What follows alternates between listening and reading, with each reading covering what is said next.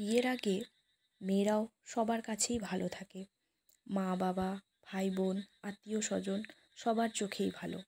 কিন্তু মেয়েটা যখন বিয়ে করে ফেলে তখন সবার চোখে খারাপ হয়ে যায়।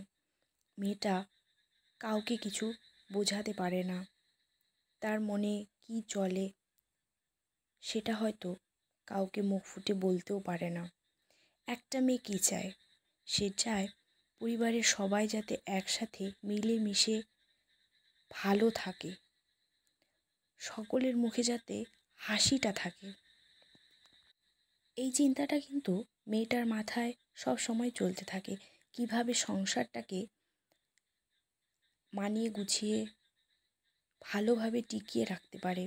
যদি বলা হয় যে একটা ছেলের মাথায় এই সব চিন্তাধারা চলে যে সে কীভাবে পরিবারটাকে টিকিয়ে রাখবে, সেটা বললে হয়তো ভুল হবে।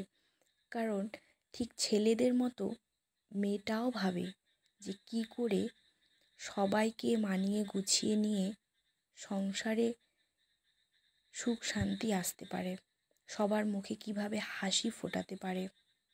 এই চিন্তাটা কিন্তু মেয়েটার মাথায়ও চলতে থাকে সব সময়।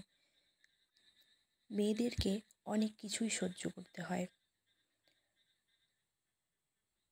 মেয়েরাও বুকে কষ্ট নিয়ে হাসি মুখে থাকার চেষ্টা করে, তো কখনো অভিমান করে ফেলে, অভিমানের বশে কথা বলে না, কিন্তু পরক্ষণেই সে ভাবে যে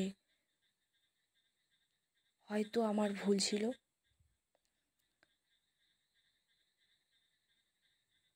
মেয়েরা কিন্তু সব সময় সবাইকে আগলে রাখার চেষ্টা করে।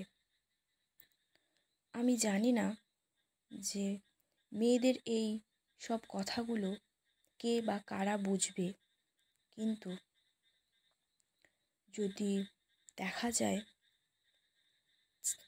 তাহলে কিন্তু এটাই প্রমাণিত হবে যে একটা ছেলের মতো একটা মেয়েও সবসময় পরিবারের জন্য ভাবে, পরিবারটাকে কী করে সুন্দরভাবে এগিয়ে নিয়ে যেতে পারবে সেইটাই কিন্তু ভেবে চলে সারাক্ষণ।